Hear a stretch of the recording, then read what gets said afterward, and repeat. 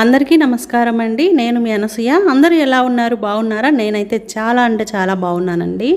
ఈరోజు వీడియో ఏంటంటే, మా ఊరిలో సామూహిక సత్యనారాయణ స్వామి వ్రతం చేశారు కదండి. ఆ రోజు నేను తీసుకున్న వీడియో అనమాట. చేతిలో ఫోన్ ఉందంటే ఏదో ఒకటి వీడియో తీసి మీ ముందుకు తెస్తూనే ఉంటాను కదండి.